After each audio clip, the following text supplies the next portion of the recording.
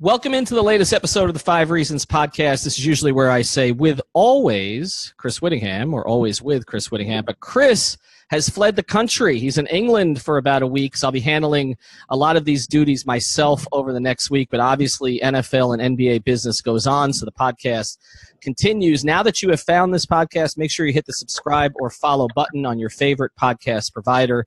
In addition to the one that you usually use, we're also on Spotify and TuneIn now, which makes it easier to find us on a number of different platforms. Also, check out the other 14 podcasts in our network, including the Chamber podcast, which is hosted by Chris Chambers on fitness and performance, Fish Tank, hosted by OJ McDuffie and Seth Levitt, and of course, 3 Yards Per Carry, our Dolphins analysis podcast, which is hosted by Chris Kaufman, Alfredo Artiega, and Simon Clancy, who's probably cursing me as we speak. Also, this episode is brought to you by AutoNation. Since AutoNation is America's largest automotive retailer, chances are they have the vehicle that you are looking for. Shop from over 100,000 new cars, trucks, vans, and sport utilities.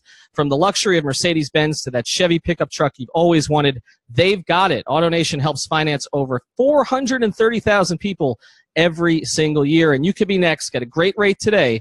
AutoNation strives to make the car buying process quick and easy, but most of all, stress-free. So go to AutoNation.com, and you'll hear about them more on the rest of our podcast. Okay, today we're going to break down some tape. We're going to dive into this Dolphins situation with someone who knows. He has the 3 Yards Per Carry seal of approval. I had to get that before I brought him here on the podcast. You can find him at Grinding the Tape on Twitter. He's Kyle Krabs. Kyle, before we start, could you give people a little bit of your background for those who don't know it?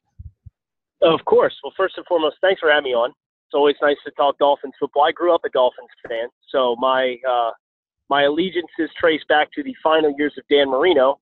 And because of that, this is how I have found myself to be a draft guy, because every year come the end of October as a Dolphins fan, you're starting to look forward to next year. And, all right, who can we get that's going to put us over the top? So grew up a lifelong Dolphins fan growing up, but my work has taken me into the draft realm, and I do full-time work for the Draft Network. I had originally started my own, just a blog a couple years ago as an objective to put together a portfolio and in hopes of either getting into the media or working with a team. And over the course of the last 5 years, it's really, really grown, and really thankful to have the opportunity with the Draft Network, which debuted in August. We strive to be the 33rd front office in the NFL sphere, and we cover college prospects year round and personnel moves. And it's been a fun journey, but definitely the Dolphins will always have my eye and my heart as it comes to the fanhood of being a football fan. But working in the field, I'm sure, as you know, definitely changes those dynamics. Mm-hmm. No question. And it's better to have your eye than your heart over the last 20 years with what you've kind of been doing. And I know that our listeners understand that. All right, so let's get right to it, because as we're speaking today, here the day after Christmas, there's a report in the Miami Herald that Mike Tannenbaum is out or is likely out, and that although not everyone else is safe, they're safer than he is. There's also been reporting about Ryan Tannehill and the direction that Steve Ross wants to go there, and the direction is not it's keeping him as the primary starting quarterback. And again, he's owed quite a bit of money after this year. They've got to make a decision on that. So before we start to get into specific position groups, specific players, what would be your ideal front office situation for the Miami Dolphins? What should Steve Ross do? Well, I know there's a lot of positivity around the eye that Chris Greer has for talent and football players. And the Dolphins, when they made these moves and shuffled the deck to bring Tannenbaum in a couple years ago, was odd, right? Because you had the power struggle between Philbin and Ireland won out, Philbin won out, and then you plugged in Dennis Hickey, and Dennis Hickey's here for a year, but he's kind of a straw man because Tannenbaum's behind us, and then Tannenbaum comes in. So I think if you can simplify that structure, however that looks, bringing in somebody who, as you replace Mike Tannenbaum, you get some clarity in the pecking order in the front office and who answers to whom and who answers directly to Steve Ross.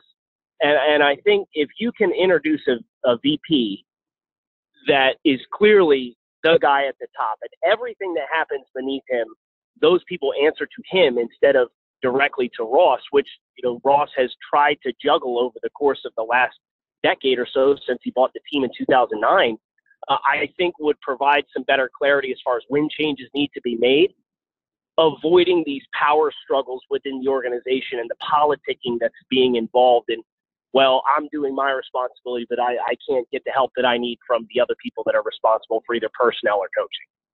Yeah, see, Kyle, that's been my biggest issue. And you mentioned the Philbin Ireland thing. It goes back further than that, actually. And a lot of this predates Ross. It was Huizenga who kept making the same mistake also, which was you go all the way back to, say, the end of Jimmy Johnson's tenure, right? So Jimmy doesn't want to coach anymore in the last season. And so they fly over the Naples, right? And they bring over Dave Wannstedt in a helicopter to be the assistant head coach, but he's really running the team during Jimmy's last year for all intents and purposes if you talk to the players. Then Jimmy goes, Dave brings in Spielman. They go with Dave over Spielman with final say for 3 years. And then 2004, in a press conference, I'll never forget because I was at it and it just made no sense. Nobody knew what the roles were supposed to be. Rick Spielman didn't even know he had to wear a suit. He had to go upstairs to get a suit because he was going to be replacing his buddy, Wannstedt, as the guy with final say. But Marino, who wanted to get home to his wife that day, was going to be over top of both of them. And that lasted like 2 weeks until Marino was sitting on a cold, rainy bench in Mobile. So you had that situation. Then you blow everybody out for Saban except Spielman. They don't talk for the first year that they're together. Saban gets sick of him, brings in Randy Mueller, and then when Saban leaves, they keep Randy Mueller for Cam Cameron. Okay, and so until they did a clean break in 2008, but unfortunately they brought in a guy who just wanted to golf and go, watch the ponies and Parcells. And then, as you mentioned, Ireland then sticks around again after that, and they have another power struggle, and then Hickey. So this has been repeated through Huizenga, been repeated through Ross. And that's why my prescription on all of this is similar to yours. Why not find the one person? Why not find your Pat Riley, okay, and have everything flow down from him? And it seems to me, at least based on the initial reporting here, and this is going to change, and I know who certain guys behind the scenes are talking to, and, so, all of this, everybody's out for themselves at this point, okay? But the way it seems to me right now is that Ross at least is thinking about the idea of doing it halfway again, of keeping the coach or telling the new executive, whoever that is, that replaces Tannenbaum, or maybe it's Greer, you have to keep Gase. And what I don't understand about that, Kyle, is, and I know you know the league a little bit, like, doesn't that hurt you in terms of getting the best possible candidate? Like, wouldn't it make more sense to hire an executive and say, okay, you can keep Gase, but you should have a conversation with him, you should evaluate his work and decide if that's the best coach for you? Exactly right. And, the handcuffing and the conditions coming with employment is going to be a big turnoff. And, there's going to be competition for the head coaching gigs. And with where Miami's at, the assets that they have and the roster that they have, they're not going to be very high up on the pecking order. So if you are going to make the sweeping changes and you want to preempt it with you need to keep Adam Gase, then expect to find people that come in for interviews, nod their head, smile, say thank you for your time, and keep the spot they're in. Because a lot of these guys, when they get that front office look, unless you do it right and you're there for an extended period of time, you're going to get one crack at it. And who wants to come in with a lame duck head coach who's 500 with his record, who, the more Gase has talked over the last couple of weeks, the more I'm raising my eyebrows thinking, what the heck are you talking about? The explanation for the poor record on the road this year, now coming out and saying we haven't had the fair opportunity to properly evaluate who Ryan Tannehill is because of injuries on the offense. Adam, you've said for the entire season, nobody cares about the injuries. It's just an excuse. And now we're at the end of the season, and your job's on the line, and Ryan's job is on the line, and we're saying, well, shoot, we don't really know what Ryan is. Well, Ryan's been injured. Ryan missed, 21, 25 games in 3 years? Mm-hmm. So we know what Ryan is. Ryan is finishing his 7th year in the NFL, and Gase has not helped himself, in my eye, with the way that he's handled speaking to the media and answering the hard questions that people are asking him because it's not inspiring any confidence whatsoever in me. And I can only imagine if I'm Steve Ross, unless Adam's being much more candid with him behind closed doors, if I'm listening to press conference answers, I'm very concerned if I'm Ross. Yeah, I've mentioned this a few times on the Twitter feed and with others. Chris Kaufman has made the suggestion that Gase may be trying to get fired with some of the things he said lately. You mentioned the road comment was ridiculous. I mean, this idea that you're facing hot teams on the road, I understand Cincy was playing a lot better then than they're playing now, and they had their starting quarterback. But the teams that Dolphins have played on the road are basically 500 against everybody but the Dolphins. So that one was mystifying. Blaming the injuries, I've compared this to the Heat situation. Like, Eric Spoelstra has a roster with no stars, where two of his highest paid players, who are both overpaid, were out, where he has a center that he doesn't really care for, that he has to start because he's making a ton of money. He's got a 36-year-old in Dwayne Wade he has to play. Dwayne deserves it, but also it's for marketing purposes. He's had to blend all that together, and he hasn't made a single excuse, and they've gotten themselves back to 500. While Gase, it just seems like he's continually making excuses. I don't have a problem with him making that case to Ross privately. My issue with it is that I've talked to a lot of former players who don't like the fact, and so I'm assuming current players feel the same way. They don't like Gase's lack of accountability in these situations. It's just, look, the road record is bad. I need to prepare my team better, right? Why didn't things go right this year? Well, we tried some things that didn't work. We need to get better. It's a very simple way to do it. And then to me, Kyle, you make the case privately to Ross. If you want to say, look, I never really wanted the quarterback. You forced the quarterback on me. I think let me pick one. I could do better the next time. Or listen, Albert Wilson was becoming a bigger part of what we were doing. You saw how, we didn't fortify, the reserve crew of the offensive line. We couldn't afford to lose Josh Sitton. Then we lost Tunsil and James for a period of time. I mean, Kilgore wasn't playing that great. But, if you want to make that case privately, I understand that. But I don't understand making that case publicly, because I feel, Kyle, like there were a lot of people when I was down on Gase this year, a lot of our listeners and our followers were coming at me like, you're too hard on Gase. He's getting the most that he can out of this. I feel like that turned the last 2 weeks with some of his comments. I think fans have just heard enough at this stage. I totally agree with you. So I guess the question is, if what you're talking about is, you don't want to handcuff the next guy coming in, because you don't want to end up with, and no offense to Dennis Hickey, but he was the 7th choice the last time because they couldn't find anybody else to take the job.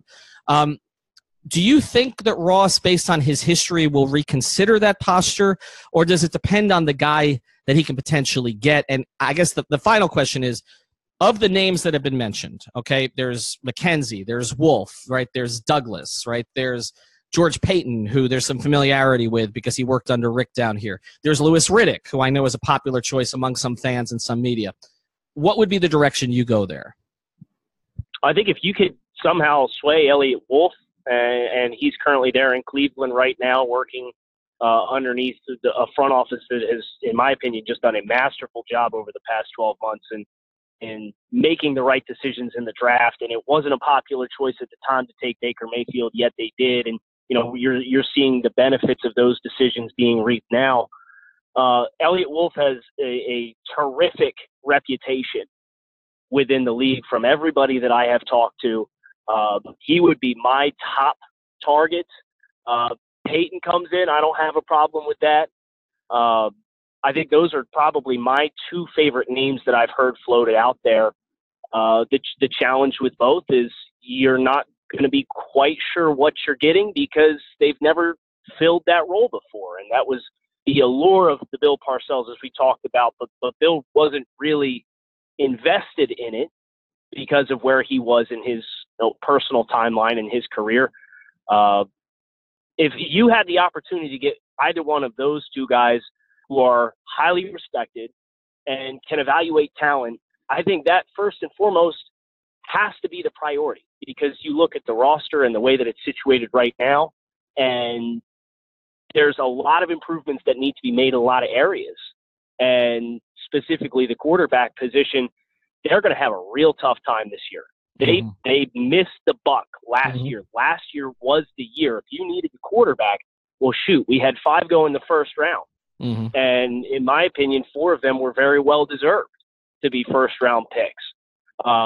this year's quarterback class, they're going to have to, whoever they pull in here to run the roster and personnel moves is going to have to pull a rabbit out of their hat as far as how do you transition from this point where you've missed a large influx in talent at the quarterback position over the last 3 years because you were invested in Ryan Tannehill, who's now 30 plus and has missed a ton of games and has not developed the way you've hoped he would, to getting a franchise quarterback, knowing full well the 2019 class in all likelihood might yield one. Mm-hmm. That is a huge, huge problem. And my biggest regret as I look at the way the Dolphins have handled their situation, specifically at the quarterback position, knowing Ryan had the ACL tear and choosing not to address the quarterback position with anyone other than Brock Osweiler, who was an Adam Gase guy, is problematic, to put it mildly. Yeah, and I want to get into that more as we go forward. Before we do, you spoke a little bit about Wolf. I wanted you to get into Peyton a little bit, George Payton. Now, I'm familiar with him because I covered the teams that Rick was the general manager here. I think that there are some Dolphin fans who still sort of remember the Rick Spielman era without much fondness because of the way it ended and because of some of the moves that were made in 2004 after Ricky left. They actually traded for A.J. Feely before Ricky left, but then obviously that didn't work out. The Lamar Gordon move in 2004 after Ricky left where they gave up a third-round pick. He made some desperation moves, I think, to save his coach that didn't end up working out all that well. But what can you tell us about Peyton? Because I've heard tremendous respect from people around the league. And again, my interactions with him have always led me to believe he's a competent person. But do Dolphin fans have it wrong about Spielman, the ones who were frustrated with him? And what has been the record in Minnesota over the past few years? I think so, and it's because of the track record that they have in Minnesota. Minnesota's been one of the teams throughout the league in their scouting models and their review of players and what they're capable of doing, their talent assessment. They have some of the most advanced analytical ideologies that they've introduced, and it has produced great drafting for this roster. This roster in Minnesota has its holes. The offensive line, specifically the interior offensive line, has been a problem for Minnesota the last couple of years. Hey, that sounds familiar, doesn't it? But at the same time, defensively, they've gotten stars. Everson Griffin, Danielle Hunter, who's a third-round pick and has developed into one of the most impressive pass rushers in the league as far as his raw skill set and the technique that he's been able to develop. The linebacker group with Eric Kendricks and Anthony Barr, who's playing better this year now that he's healthy. And the secondary, Harrison Smith and Xavier Rhodes, who's developed into a top corner in the entire league. And then they had Trey Waynes on the other side of his first-round pick. Defensively, this front office over the last 5 years has drafted phenomenal talent.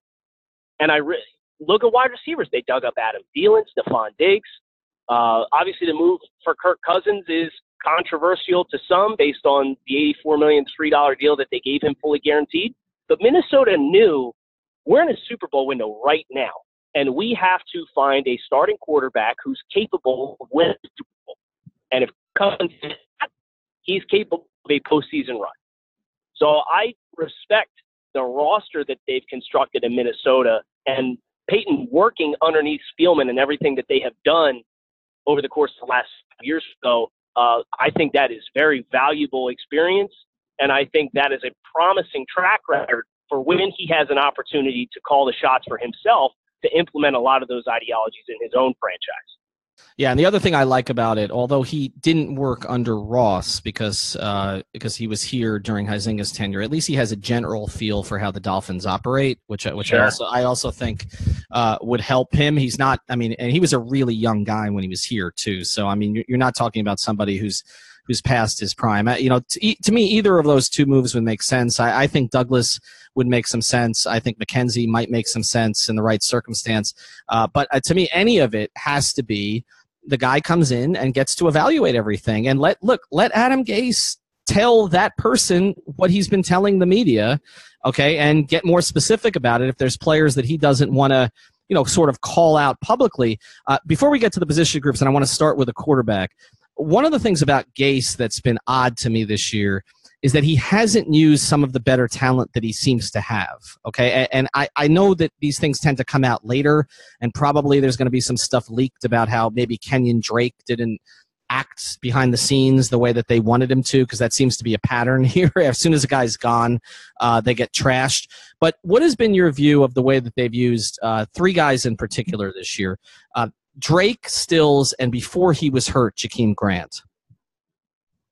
Yeah, the Kenny Stills one is the most mystifying to me, because I think Kenny's a great all-around receiver, and obviously his ability to separate vertically down the field in the deeper areas. I guess if you're looking for some context as to why that hasn't materialized, look at the quarterback position. You have to have confidence to throw the ball down the field. And I just don't know, regardless whether it was Tannehill after the injury or Brock Osweiler, everything in this offense was running short. And the question now is, okay, are you throwing a lot more volume near the line of scrimmage because you don't trust your offensive line to block, or you don't trust your quarterback to feel pressure and maneuver within the pocket? I don't know. But I can tell you, Kenny Stills has been open. Like, it's not like Kenny Stills had a bad year, or he's been playing through injury and can't separate. Kenny's been open. Mm-hmm.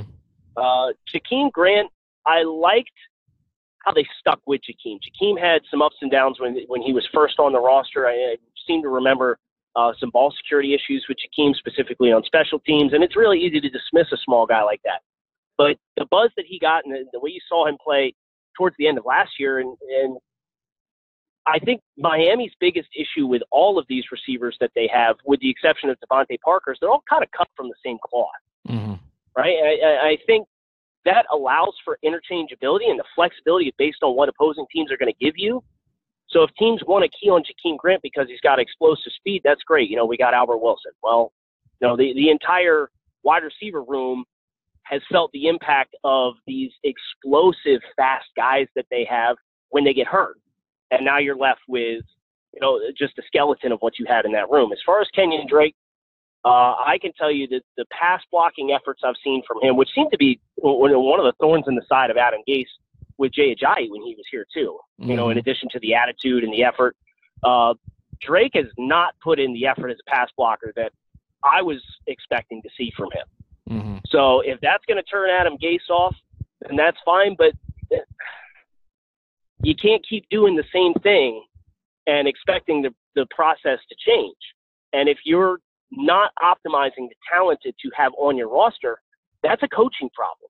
You have to change your own philosophy. You can't take square pegs and put them in round holes and expect to get results that you're looking for.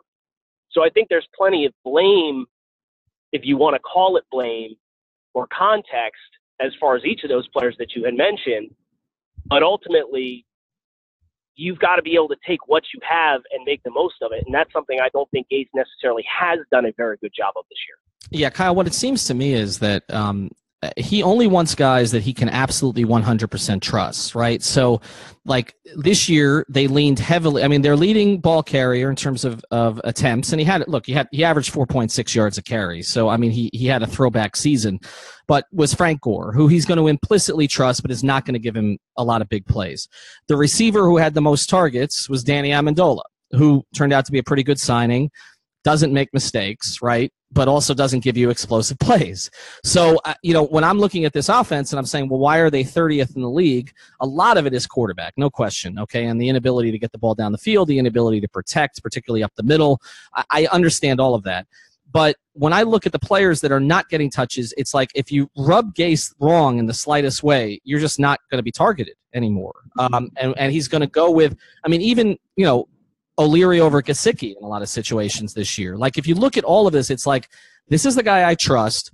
Okay, he's not going to get us big plays, but I trust him, as opposed to a guy who might get me big plays, but might make a mistake in pass blocking and on a route, on something like that. And the results are the results. I mean, they're 30th in the league. I think you could praise Amendola and Gore and say they were good additions, and say at this stage of their respective careers, should they be the leading ball carrier and the leading receiver on a team? And I think the answer to that is probably no. All right, let's get to some specifics here. You mentioned quarterback, and obviously that's the big one. And I know the draft is not, particularly we don't know what Kyler Murray is going to do ultimately. And I know there's a lot of talk about Haskins and some Greer has come up.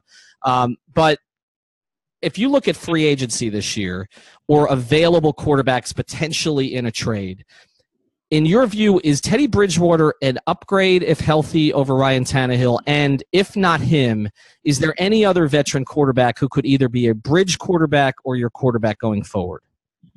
Yeah, I think Bridgewater's the wild card because Bridgewater was a promising young player drafted by Minnesota. We just got done singing the praise. I just got done singing the praises of the roster construction that they've done there.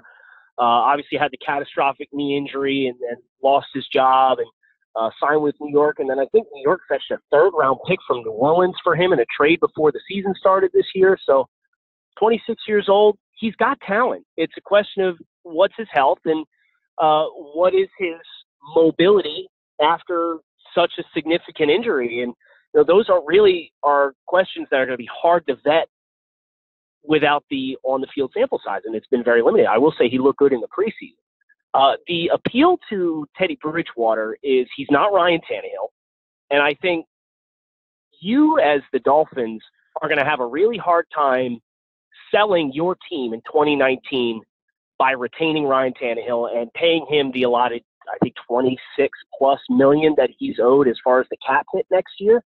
It's a significant number, and the play has not matched that whatsoever. So Bridgewater is the fascinating one for me. The question is, what's the market price? And if you can get Bridgewater for a reasonable price, and I say reasonable price being under average starting quarterback money right now in the NFL is probably $18 million per year. Mm-hmm. So if you can get a short-term incentive-laden or non-guaranteed contract that's in that general range, I think that's a worthwhile car to kick the tires on and see if there's mutual interest there. Obviously, Teddy's from the Miami area. So, they have some things playing to their advantage with Teddy Bridgewater to see if they can attract him, because the whole play for a franchise quarterback is it has to be 2020. You're not going to get a short-term signing from a veteran that's going to come in and be the answer for this franchise, unfortunately. And the other name that does come to my mind, if you're looking for a bridge quarterback, is maybe somebody like Nick Foles. Mm-hmm. Foles has come in, stepped into the Philadelphia Eagles. I believe he's a $20 million+ option for the Eagles next year. That obviously will not be materialized. They are not going to pay him that kind of money, especially with Carson Wentz, his injuries aside, getting close to talking about the extension on his contract. So Foles would be an interesting one for me. Maybe you're looking at a 2-year bridge. You can get him for 2019, 2020. And then in that 2020 class, that's where you will have the opportunity to potentially target some quarterbacks, depending on who decides to come out in this year's class. The only veteran name that was somewhat appealing to me in a potential trade, other than obviously those two guys you mentioned who could be free agent possibilities, was Derek Carr. Is where do you think? Because it's hard for me to evaluate him with the mess that there's been in Oakland now, particularly this year, and it's just they just took away his top receiver and everything else that's happened there. Do you still think, or I guess the question is, do you think he's a franchise quarterback? And two, is he someone that you would give significant assets to go get if Oakland made him available? Yeah, and the really fascinating piece of this is, the Raiders in general have been shedding salary, and John Gruden's come in there with the interest in specifically making this roster his own in every way, shape, and form. And, there's been some reports out that Mark Davis had a hand in the trading of Khalil Mack and Amari Cooper, and perhaps they look at the contract that Carr has, and that is something that needs to be accounted for too. This is a young guy drafted in 2014, the same year as Bridgewater was. Early second-round pick. I like Derek Carr coming out. I think he had a great arm down the field, but his strengths and weaknesses are going to be things that are going to sound familiar for Dolphins fans when I talk about the ability to handle pressure in the pocket and a lack of an ability to extend plays and make the first arriving pass rusher miss while keeping his eyes down the field and throwing the ball accurately. So I don't know if it makes sense for Miami to move for a player like Derek Carr when their roster's not suited to enhance his skill set. It's not a great fit and mesh as far as what Miami's current strengths and weaknesses are. And that's not to say they can't get better in those areas, but interior offensive line has been a problem for the Dolphins for a really long time now. And, I personally would just like to get a quarterback in there that you feel like when plays get off the rails, they can make something happen, because that's been one of the most crippling things for Ryan Tannehill. And you look at a guy like Russell Wilson playing out in Seattle, who this team was supposed to stink this year. And right now they're 9-6. They're in the playoffs for this year. And they haven't made any drastic changes to the offensive line. It's Russell is simply one of those players that will elevate the play of the players around him. I don't necessarily think Derek Carr is that kind of quarterback, much like Ryan Tannehill isn't that kind of quarterback. These are guys that have to have good situations around them to consistently play at a high level. And I think that's the challenge for Miami, is finding that next player who can elevate the play of those around him, because those are the players that will win you a Super Bowl. All right, let's finish this up with some rapid fire here. So I'm going to throw some stuff at you. You give me your best answers. Here's a couple of players that the Dolphins have drafted recently that really have not made a contribution this season. Are you in or out on Charles Harris long-term? Are you in or out on Mike Gesicki long-term? I'm out on Charles Harris. I had a fourth-round grade on Charles Harris. It blew my mind that this was a player drafted in the top 25. I thought he was stiff. I thought his first step was his only appealing quality, and he had no technique as a pass rusher whatsoever. Well, you're seeing all those things materialize. Mike Gesicki, that one hurt because I would have loved to see Dallas Goedert, who got drafted a few picks after by the Philadelphia Eagles, be the target for the Dolphins in the second round. I think Mike is going to be successful if he gets in a situation that allows him to press up the seam. He's a seam-busting tight end, a vertical threat, red zone target. Well, they tried to throw him a fade against the Titans week 1, and he fell over his own feet. So I think Mike's one of those players, and he had like an elite combine. I don't think he plays to the same level of athleticism as what he showed at the combine. I have promise for Mike Gesicki. I'm kind of lukewarm on him. I'm not sure if I'm in or out. Kalen Ballage, can he be a lead back? Yes, absolutely. I think if his confidence gets up as far as when he presses into the line of scrimmage, that when that gap's going to develop, he's got explosive speed. He can put his shoulders down. No, he's a bigger guy, but at the same time, he can diminish the surface area. I think he is a valuable piece for the Dolphins offense going forward. Minkah Fitzpatrick's best position going forward? I like him at safety. I thought his awareness, his ability to prognosticate route combinations and understand how offenses are trying to attack him at Alabama, and his ability to make plays on the football were all phenomenal. Now, he does kind of fit the mold of what Miami likes at corner. Obviously, if Xavier Howard on the other side, they like length there. They like physicality there. I wouldn't hate it if they played Minkah at boundary, but I think his best position, his best opportunity to really, truly shine is at free safety. Cameron Wake, should they give it one more year? Absolutely. Give that man whatever he wants. Yeah, that's one of the things I think that fans missed this year. His metrics were much better than his sack numbers, although his sack numbers came up, but his metrics were really excellent. All right, let's look at a couple of positions then. Defensive end, they didn't get a lot out of Robert Quinn this year. Give me two names the Dolphins should be picking somewhere in that, 14 to 17 space this year. Give me a couple of names at defensive end that you'd like if they decide to go that direction. Sure. One is a Florida guy, Ja'Kai Polite from University of Florida. Very explosive. He's somewhere around 260.